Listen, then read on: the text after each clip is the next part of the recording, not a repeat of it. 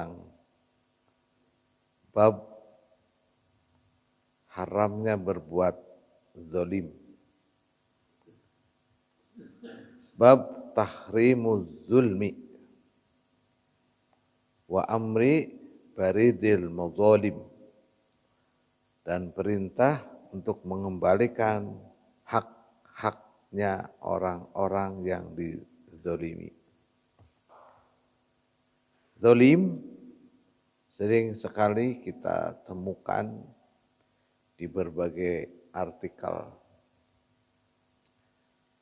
Kata zalim di dalam Al-Quran itu tertera lebih dari 100, kurang lebih 289. Zalim diartikan sesuatu perbuatan yang tercela, kesewenang-wenangan, ketidakteraturan, dan juga tidak menempatkan sesuatu pada tempatnya. Zalim tidak harus pada orang lain ternyata. Ada zalim itu terhadap diri sendiri. Itu yang harus diawali.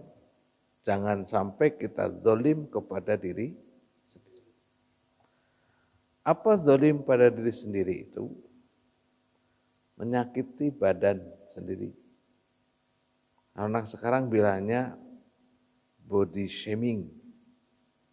Karena ada Pak, anak-anak itu suka menyiksa diri, menyayat.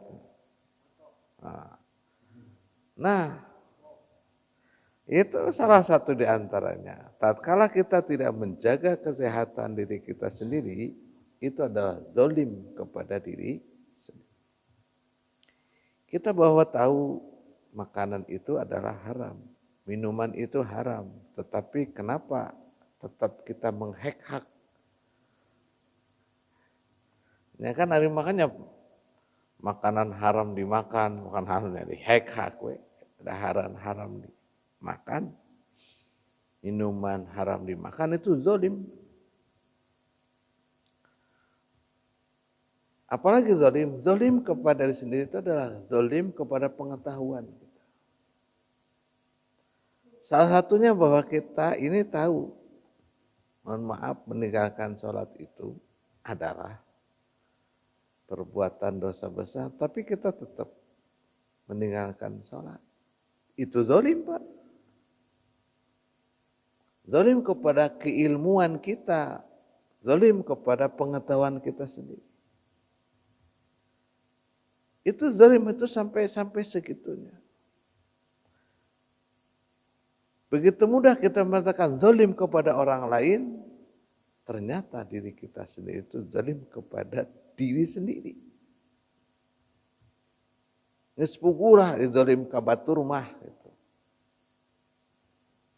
Sudah begitu banyak mungkin kita lakukan. Dari perkara-perkara yang menyakitkan orang lain, dari ucapan-ucapan yang menyakitkan orang lain, dari perbuatan-perbuatan yang mencelakai orang lain, dan sebagainya. Kenapa sampai Allah Subhanahu wa taala mengharamkan? Haram hukumnya, Pak. Perbuatan zalim. Ini ada beberapa ayat Al-Qur'anul Karim yang dijelaskan di kitab ini.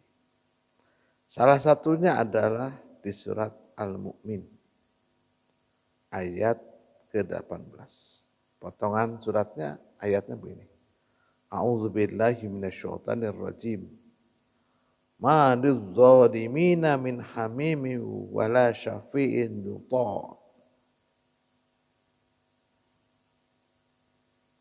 Allah Ta'ala berfirman, orang-orang yang zalim tidak mempunyai teman setia seorang pun, dan tidak pula mempunyai seorang pemberi syafaat dan yang diterima syafaatnya.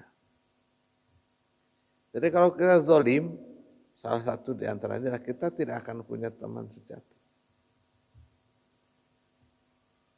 Dan kita tidak ada orang yang menolong kepada kita. Sok kalau kita zalim ke batur, boro-boro batur hayang nulung ke urang. Anu puguh mah yang orang sering zalim itu pasti rasakeun sia sorangan tah karasa semacam. Di ayat yang lain Allah Subhanahu wa taala jelaskan,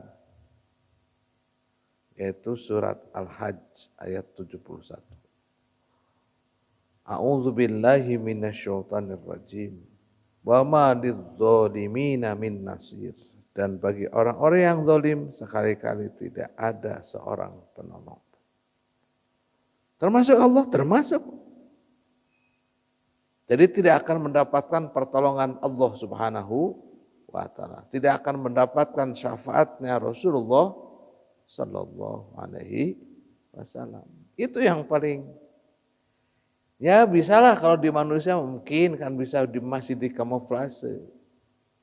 Masih bisa ditutupi, masih ada yang karunya gitu.